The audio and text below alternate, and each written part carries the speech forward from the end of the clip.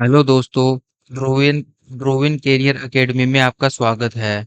तो हम भारतीय इतिहास पाठ्यक्रम में मुगल साम्राज्य पढ़ रहे थे, जो कि हमारी क्लास नंबर 22वीं थी।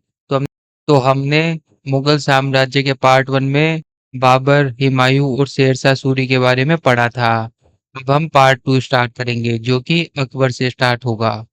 तो पार्ट वन में हमने बाबर पढ़ लिया, हुमायूं पढ़ लिया और शेरशाह सूरी पढ़ लिया। अब पार्ट टू यहाँ से स्टार्ट करते हैं। अब हम अकबर के बारे में पढ़ते हैं। अकबर ने 1556 ईस्वी से 1605 तक मुगल साम्राज्य की सत्ता संभाली थी। अकबर का जन्म कब हुआ था? 15 अक्टूबर 1542 ईस्वी में। और उनकी माता का नाम हमीदा बानो बेगम था और उनके पिता हुमायूं थे। उनका जन्म स्थान कहाँ पर है? अमरकोट के राजा वीर साल के महल में उनका जन्म हुआ था। और उनके बचपन का नाम जलाल था। और अकबर के राज्याभिषेक 14 फरवरी 1556 ईस्वी में हुआ, जो कि कहाँ पर हुआ था? पंजाब के कलानौर में हुआ था। अकबर का राज्याभिषेक 13 वर्ष की उम्र में हुआ और उन्होंने जलालुद्दीन मोहम्मद अकबर बादशाह गाजी के नाम से की उपाधि से राज्यभार संभाला था, सिंहासन पर बैठे थे। तो अकबर 13 वर्ष की उम्र में जलालुद्दीन मोहम्मद अकबर बादशाह गाजी की उपाधि के साथ सिंहासन पर बैठे थे, दिल्ली की गद्दी पर बैठे थे। अकबर का संरक्षक कौन था? बैरम खान। बैरम खान, जिन्होंने 1556 से 1560 तक अकबर का संरक्षक हो रहा। क्यों रहा? क्योंकि अकबर ने जब सिंहासन संभाला, उस टाइम पर उनकी उम्र मात्र 13 वर्ष थी। और अकबर के शिक्षक का नाम अब्दुल लतीफ ईरानी था। तो लतीफ ईरानी अकबर के शिक्षक का नाम था। अकबर से पहले हमने शेरशाह सूरी के बारे में पढ़ा था। तो शेरशाह सूरी के बारे में हम संक्षिप्त में पढ़ते हैं। शेरशाह सूरी ने हुमायूं को दोनों युद्ध में हराया था। कौन से दोनों युद्ध? चौसा का युद्ध और बेलग्राम का युद्ध, या फिर हम उसे कन्नौज का युद्ध भी कहते हैं। और कलिंजर अभियान, जो 1545 में कलिंजर अभियान में शेरशाह सूरी की मृत्यु विस्फोट से हुई थी। शेरशाह सूरी ने सरायों का निर्माण करवाया और डाक व्यवस्था भी शेरशाह सूरी ने लागू करवाई। पानीपत का पहला युद्ध तो बाबर और इब्राहिम लोदी के बीच में हुआ था। और पानीपत का द्वितीय युद्ध किन किन के बीच में हुआ था? अकबर और तैमूर के बीच में हुआ था। अकबर अकबर की सेना का नेतृत्व उस टाइम पर बैरम खां कर रहे थे।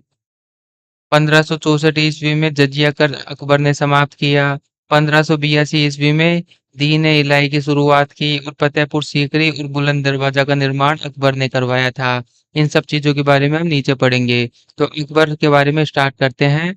अकबर निरक्षर था। 13 वर्ष की उम्र में उन्होंने राज्याभिषेक कराकर दिल्ली का सिंहासन संभाला था। अच्छा, मैंने अभी बताया था कि पानीपत का जो सेकंड युद्ध हुआ था, वह किन किन के बीच में हुआ था? हेमू और बैरम खां के बीच में हुआ था। जिस हेमू का वास्तविक नाम क्या है? मोहम्मद आदिल शाह है। इसमें बैरम खां विजयी रहा था। हमें एक चीज और ध्यान रखनी है कि पानीपत की 3 लड़ाइयाँ हुई है और तीनों लड़ाई मुगल शासकों ने जीती है। अकबर के कुछ महत्वपूर्ण कार्य देख लेते हैं।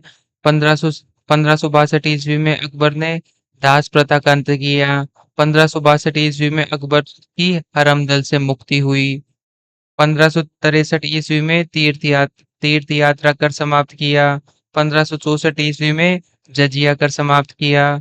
1571 ईस्वी में फतेहपुर सागर की स्थापना कर फतेहपुर सागर को राजधानी बनाई। 1575 ईस्वी में इबादत खाने की स्थापना की।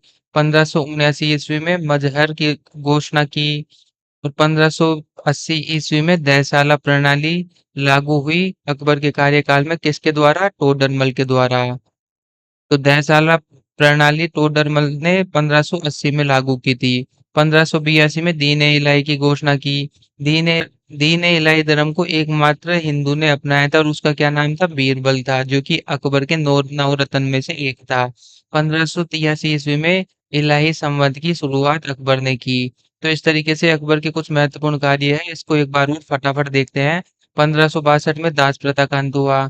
1562 में ही अकबर की हरमदल से मुक्ति। तीर्थ यात्रा कर 1563 में समाप्त हुआ। 1564 में जजिया कर समाप्त हुआ। 1571 में फतेहपुर सागर को अपनी राजधानी बनाई। 1575 में इबादत खाने की स्थापना हुई। 1579 में मजहर की घोषणा हुई। वहशाला प्रणाली तोडरमल के द्वारा 1580 में लागू की गई। दीन ए इलाही की घोषणा 1582 में की और एकमात्र हिंदू जो बीरबल थे उन्होंने दीन ए इलाही को अपनाया था। 1583 ईस्वी में इलाही संवत की शुरुआत की। तो इस तरीके से अकबर के कुछ महत्वपूर्ण कार्य हैं। अब हल्दी घाटी के युद्ध के बारे में पढ़ते हैं, जो अकबर और महाराणा प्रताप के बीच में हुआ और अकबर उसमें विजयी रहा और मुगल सेना का नेतृत्व आमेर के राजा मान सिंह ने किया था। ठीक है, तो हल्दी घाटी के युद्ध में अकबर विजयी रहा और मुगल सेना का नेतृत्व किसने किया था? मान सिंह ने किया था। अकबर और महाराणा प्रताप के बीच में हुआ था। ठीक है। अब हमने पहले अकबर के द्वारा किए गए कुछ कार्य पढ़े, उनमें दहसाला प्रणाली जो 1580 ईस्वी में अकबर के कार्यकाल में टोडरमल के द्वारा लागू की गई थी। दहसाला प्रणाली होती क्या है? दहसाला प्रणाली एक राजस्व व्यवस्था है। एक राजस्व यानी कि एक कर व्यवस्था है जो वे जो राजस्व व्यवस्था को कुशल बनाने के लिए 10 वर्षों का जो औसत उत्पादन है उसके आधार पर कर निर्धारित किया जाएगा। तो दहसाला प्रणाली में जो पिछले 10 साल है उसके औसत के आधार पर कर का निर्धारण किया जाएगा। ठीक है, इसे ही दहसाला प्रणाली कहते हैं। टोडरमल ने लागू की थी। दीन ए इलाही क्या है? 1582 ईस्वी में दीन ए इलाही बीरबल एकमात्र हिंदू थे जिन्होंने ज्वाइन किया था। तो यह सभी धर्मों के तत्वों को मिलाकर सार्वभौमिक नैतिकता के पर आधारित एक नैतिक संहिता है, एथिकल कोड है। तो दीन ए इलाही एक एथिकल कोड है जो सभी धर्मों के तत्वों को मिलाकर एक सार्वभौमिक नैतिकता का निर्माण करती है, उसके आधार पर होता है। फतेहपुर सीकरी की स्थापना अकबर ने 1571 ईस्वी में की थी और सूफी संत शेख सलीम चिश्ती के सम्मान में बनाई गई थी फतेहपुर सीकरी। बाद में इसे राजधानी बनाया। पानीपत की दूसरी लड़ाई 1556 में हुई थी और अकबर के संरक्षक बैरम खां और मोहम्मद आदिल शाह जिनको हेमू भी कहा जाता था उनके बीच में हुई थी। बैरम खां विजयी रहे। हम अब हम पढ़ेंगे शासनकाल के कुछ कालखंड, कुछ प्रमुख कालखंड।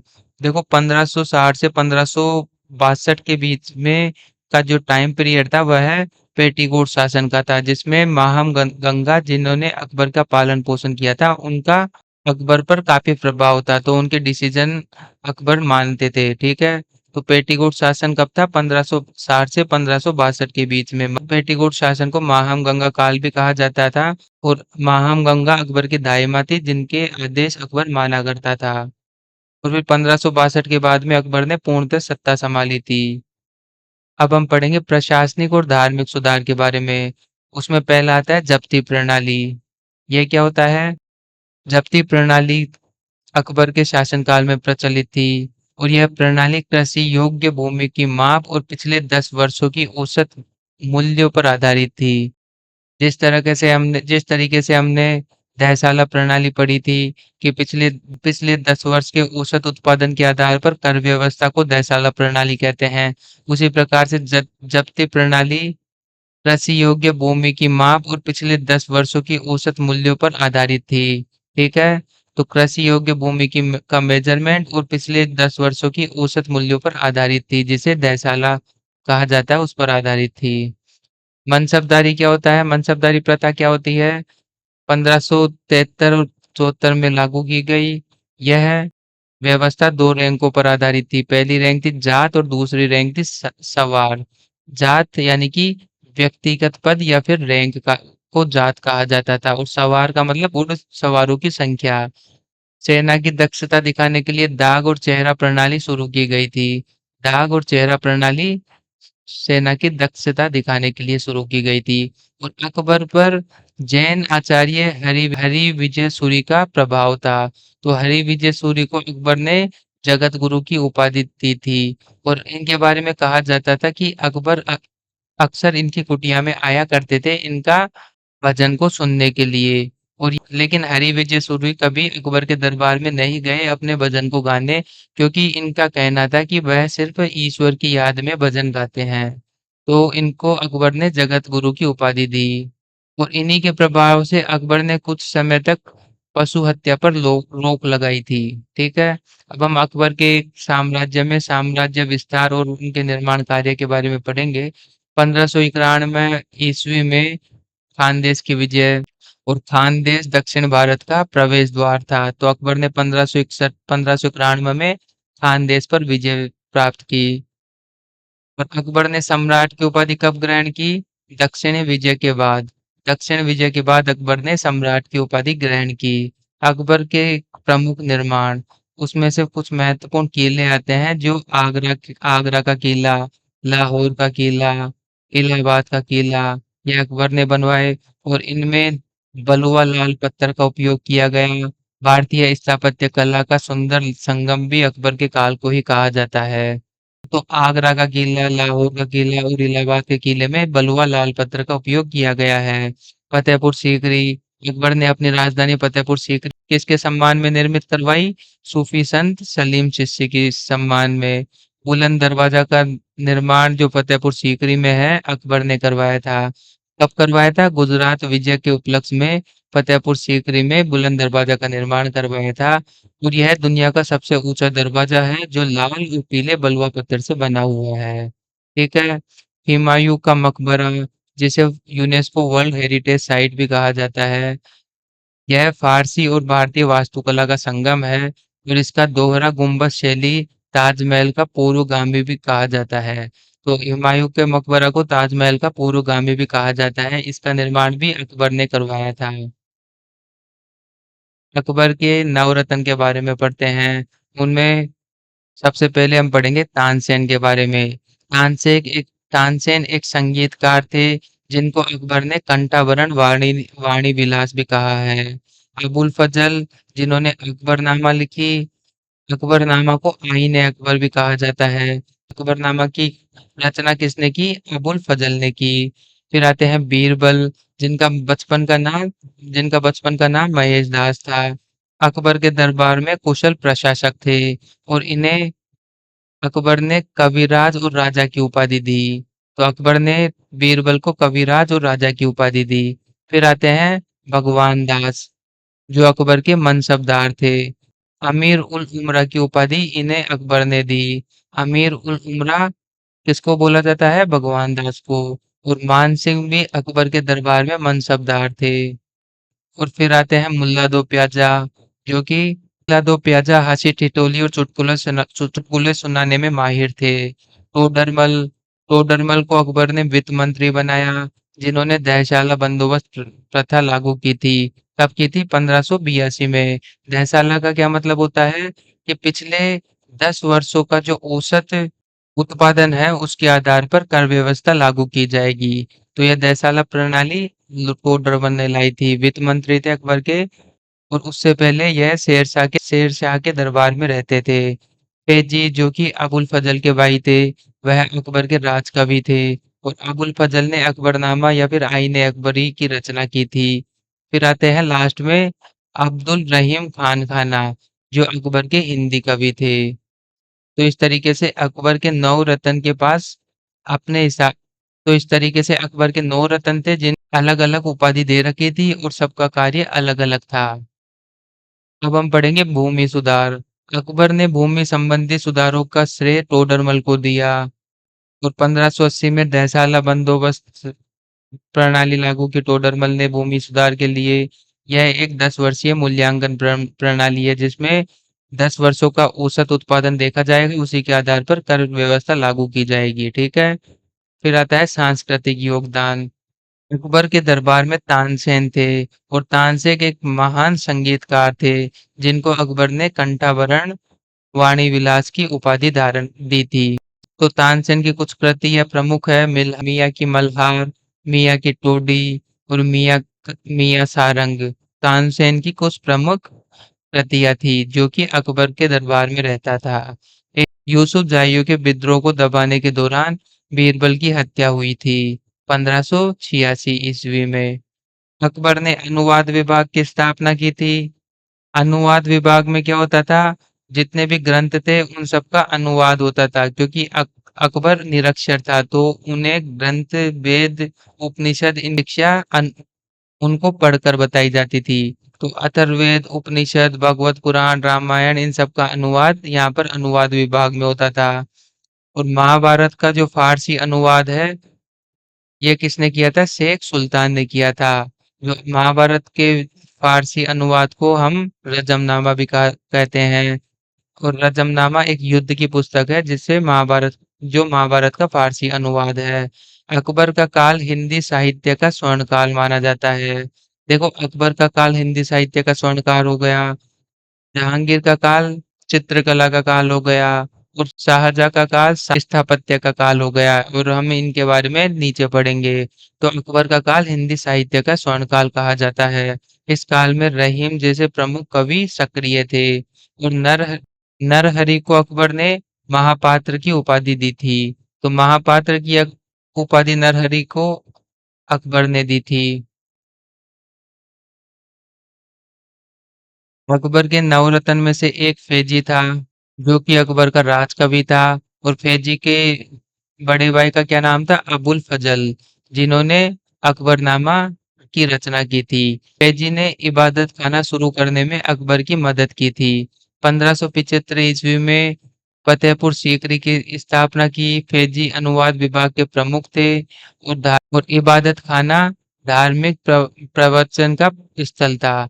तो इबादत खाना शुरू करने में अकबर की मदद किसने की थी? फैजी ने की थी। और इबादत खाना धार्मिक प्रवचन का एक स्थल था। ठीक है। और फैजी अनुवाद विभाग के प्रमुख थे।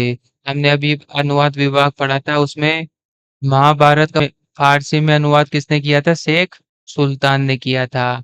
अकबर ने तानसेन को मियाँ की उपाधि दी थी। तो तानसेन का संबंध ग्वालियर से था। और उनका असली नाम क्या था? रामतनु पांडे था। और अकबर के नौ रत्न में से एक थे। चार बाग बनाने की परंपरा अकबर ने शुरू की थी। मुगलों की राष्ट्रीय भाषा कौन सी थी? फारसी थी।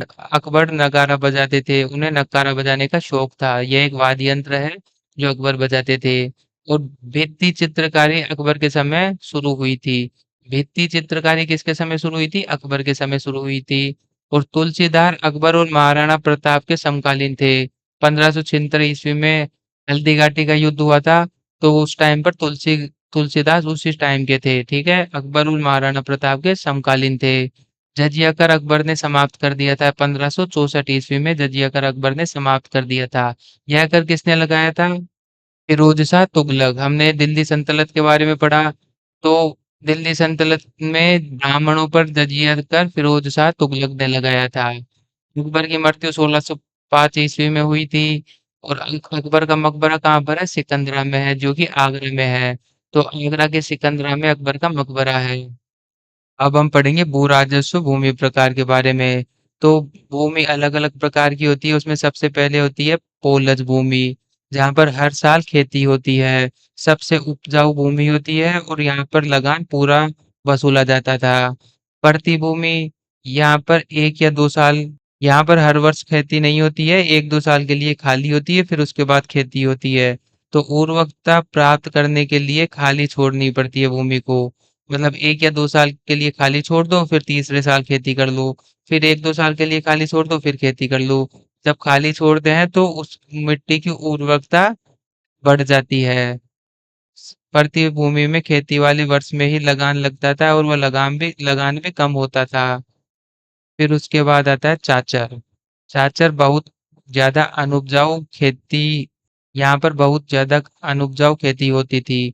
लगभग 3 से 4 वर्ष के लिए भूमि को खाली छोड़ा जाता था, उपजाऊ बनाने के लिए फिर खेती होती थी। तो खेती शुरू करने के लिए विशेष प्रयास यहाँ पर आवश्यक थे। तो यहाँ पर लगान बहुत कम हो गया, क्योंकि चाचर भूमि एक तरीके से 3-4 वर्ष में एक बार खेती होती थी। यहाँ पर प्रति भूमि पर 1-2 वर्ष में एक बार खेती होती थी। लेकिन पोलज भूमि पर हर वर्ष खेती होती थी। और फिर आती है बंजर बंजर भूमि, जहाँ पर खेती हो ही नहीं सकती, कृषि के लिए अनुपयुक्त है। यहाँ पर कोई लगान नहीं लिया जाता था। तो इस प्रकार से अलग अलग भूमि पर अकबर ने लगान व्यवस्था अलग अलग कर रखी थी। ठीक है। फिर अकबर अकबर की कुछ अन्य महत्वपूर्ण नीतियां। पहली आती है मनसबदारी प्रणाली। अकबर ने मनसबदारी प्रणाली शुरू की। टोडरमल के द्वारा 1580 ईस्वी में दहसाला बंदोबस्त या फिर जब्ती प्रणाली शुरू की गई। दीन इलाही धर्म की स्थापना भी अकबर ने ही की।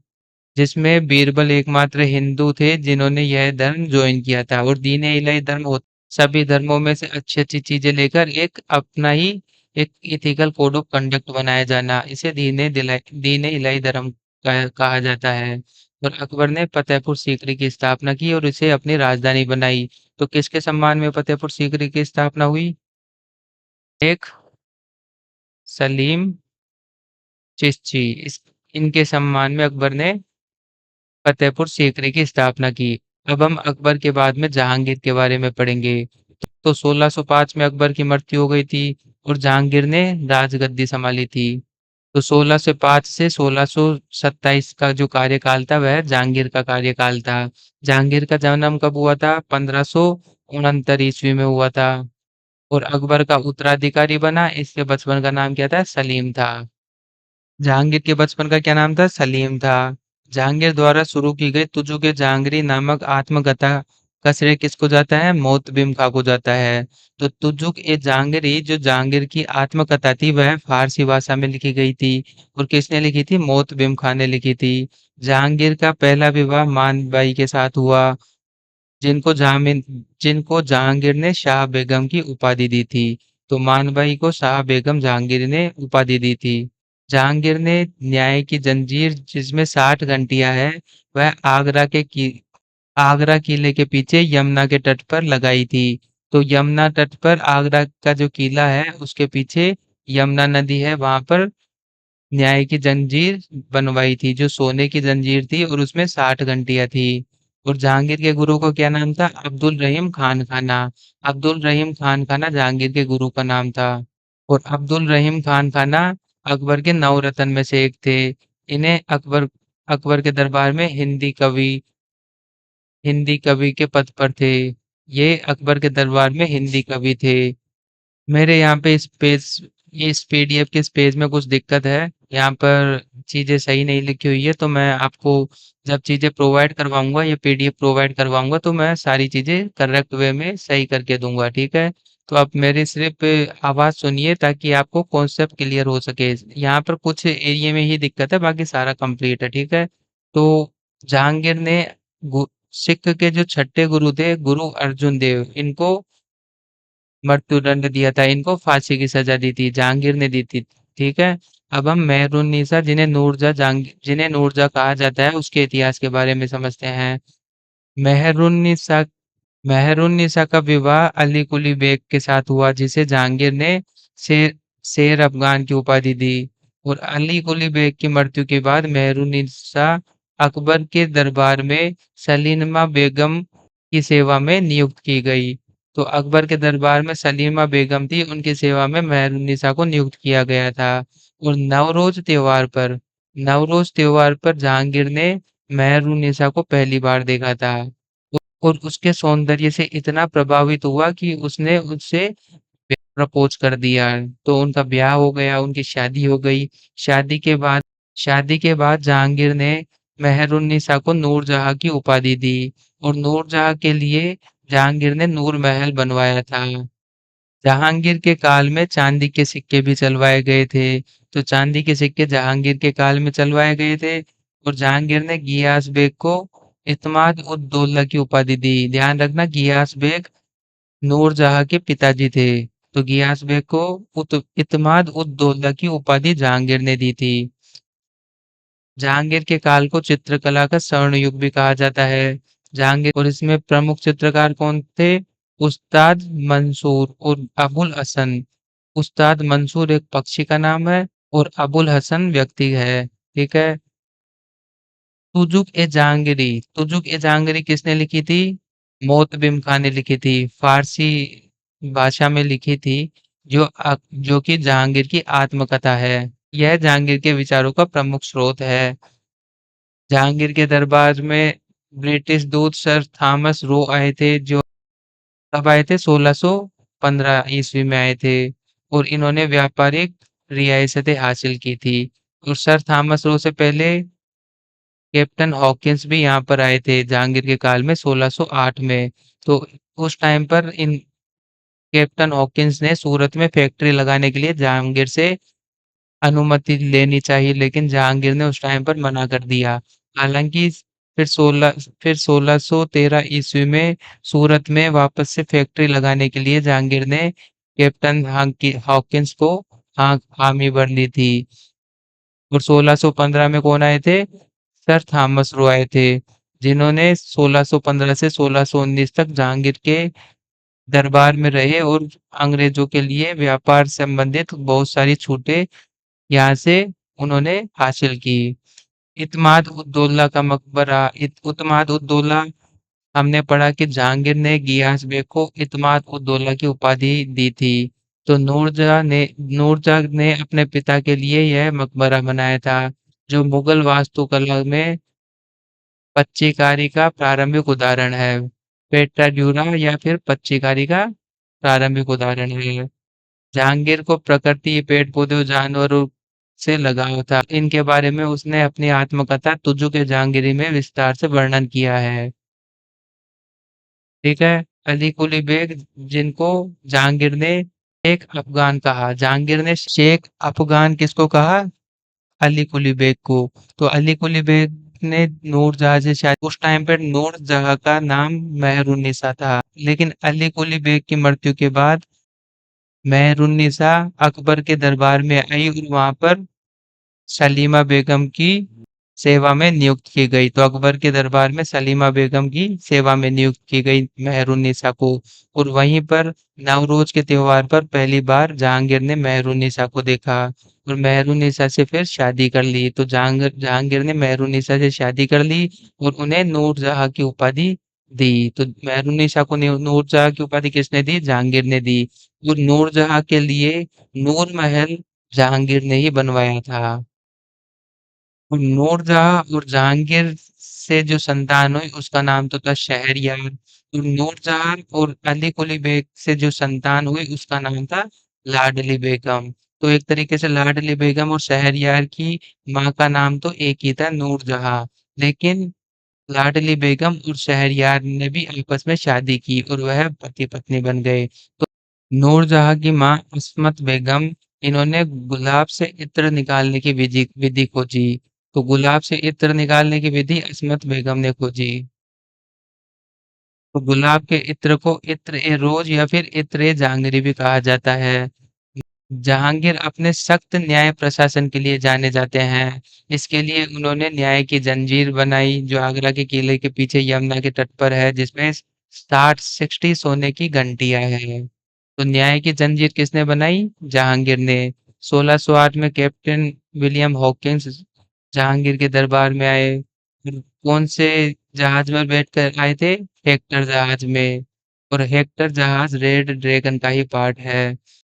तो William Hawkins British king James प्रथम के प्रतिनिधि बनकर जहांगीर के दरबार में 1608 में आए थे और सूरत में फैक्ट्री लगाने की बात की, लेकिन जहांगीर ने उस टाइम पर मना कर दिया था। हालांकि 1613 में जहांगीर ने फिर फैक्ट्री लगाने की इजाजत दे दी थी और उन्होंने 1613 में पहली बार अंग्रेजों ने फैक्ट्री सूरत में लगाई थी। फिर 1615 में राजा जेम्स प्रथम के जो राजदूत थे सर थॉमस रो, वह भी जहांगीर के दरबार में आए। वो 1619 तक रहे और कई व्यापारिक संधि उन्होंने जहांगीर के साथ की।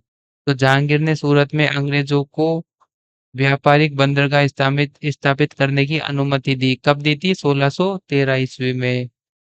अहमदनगर की सफलता से खुश होकर जहांगीर ने खुर्रम को शाहजहां की उपाधि दी। खुर्रम जहांगीर का बेटा था, जिसको शाहजहां की उपाधि जहांगीर ने दी, जब खुर्रम अहमदनगर की सफलता से खुश होकर। जहांगीर ने कवि जगन्नाथ को पंडित राज की उपाधि दी।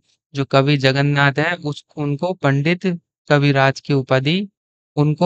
राज की उपाधि जहांगीर ने दी। और जहांगीर का जो समय था वह चित्रकला का स्वर्णकाल माना जाता है। यहाँ पर प्रमुख चित्रकार उस्ताद मंसूर और अबुल हसन रहे। जहांगीर के मकबरा का निर्माण किसने करवाया था? नूरजहां ने करवाया था, जो जहांगीर जहांगीर की पत्नी थी नूरजहां, जिनको मेहरुन्निसा बोला जाता है। कहाँ पर करवाया था? शाहदरा में करवाया था, जो लाहौर में है। जहांगीर को लाहौर में दफनाया गया था और जहांगीर का मकबरा शाहदरा में है, जो लाहौर में है। किसने करवाया था? नूरजहां ने इसका निर्माण करवाया था। ठीक है। तो इस तरीके से आज हमने अकबर और जहांगीर के बारे में पढ़ा। मेरे इस चैनल पर आपको एसएससी, बैंक और रेगुलेटरी बॉडी का कंप्लीट कोर्स मिलेगा, तो मेरे से जुड़े रहिए। अभी मैं इस सीरीज़ अभी मैं इस सीरीज़ के साथ-साथ बैंकिंग इंटरव्यूज़ की सीरीज़ भी मैंने स्टार्ट की है, तो आप अगर बैंकिंग एस्पिरेंट भी है और आपने बैंकिंग इंटरव्यू के लिए कुछ इम्पोर्टेंट बैंकिंग टर्मिनोलॉजीज़ या फिर इंश्योरेंस टर्मिनोलॉजी के बारे में जानना चाहते हैं, तो मेरे इसी चैनल पर एक प्लेलिस्ट है, उसमें आप बैंकिंग की इम्पोर्टेंट टर्मिनोलॉजी के बारे में पढ़ सकते हैं, ताकि आपका मेंस और इंटरव्यू प्रिपरेशन साथ में चल सके। थैंक यू सो मच मुझसे जुड़ने के लिए।